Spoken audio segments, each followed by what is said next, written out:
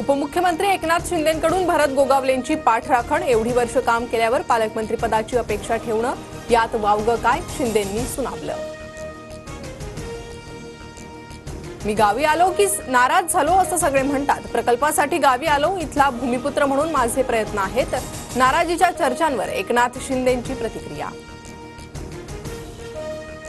राष्ट्रवादी सुसंस्कृत विचारधारेशी बांधलेला पक्ष, रस्त्यावर उतरून टायर जाळणं आमची संस्कृती नाही। दादा गटाच्या सुनील तटकरेंचे शिंदे गटाला टोले।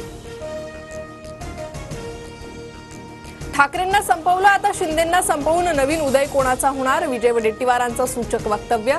शिंदेंचे 20 आमदार उदय सामंतांसोबत, राऊतांचा दावा। प्रजासत्ताक दिनी आदिती तटकरे आणि गिरीश महाजन झेंडावंदन करणार। रायगड आणि नाशिकच्या पालकमंत्री पद रद्दचा निर्णय, मुख्यमंत्री दाओस दौऱ्यावरून आल्यानंतरच सुटण्याची शक्यता। बदलापुरातील अक्षय शिंदेचा एन्काउंटर संशयास्पद, मृत्यूला 5 पोलीस जबाबदार। न्यायालयीन समितीच्या अहवालात पोलिसांवर शंका, बंदुकीवर अक्षयचे फिंगरप्रिंट्स नसल्याचंही फॉरेन्सिक अहवालातून समोर।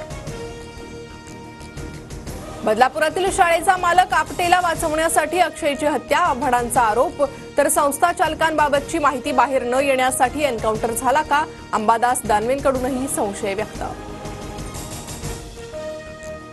बाळासाहेबांचा बॅनर काढताना पालिका कर्मचाऱ्याकडून फाटला, सायन कोळीवाड्यातील ठाकरे गटाचे कार्यकर्ते आक्रमक। अखेर पोलिसांच्या मध्यस्थीनंतर पालिका कर्मचाऱ्याने मागितली माफी। महाविकास आघाडीच्या पुढील वाटचालीवर ठाकरे पवारांमध्ये बैठक, स्थानिक स्वराज्य संस्थांच्या निवडणुकांसह तिन्ही पक्षांशी चर्चा करून संयुक्त बैठक घेण्यासंदर्भात चर्चा। राज्यातील सर्व गडकिल्ल्यांवरील अतिक्रमण हटणार, मुख्यमंत्री फडणवीसांचा आक्रमक पवित्रा। 1 फेब्रुवारी ते 31 मे पर्यंत अतिक्रमण हटवण्याचे आदेश, सर्व जिल्हाधिकाऱ्यांच्या अध्यक्षतेखाली समिती गठीत। प्रियकराला विष दिल्याप्रकरणी दोषी आढळून 24 वर्ष तरुणीला फाशीची शिक्षा, औषधाच्या नावाखाली विष पाजून प्रियकराची केली होती हत्या। कोलकाता अत्याचार आणि हत्या प्रकरणातील दोषी संजय रॉयला जन्मठेप, आरजीकार मेडिकल कॉलेजमधील प्रशिक्षणार्थी डॉक्टरची अत्याचारानंतर केली होती हत्या। राज्य सरकारला पीडितेच्या कुटुंबाला 17 लाख रुपये भरपाई देण्याचे आदेश।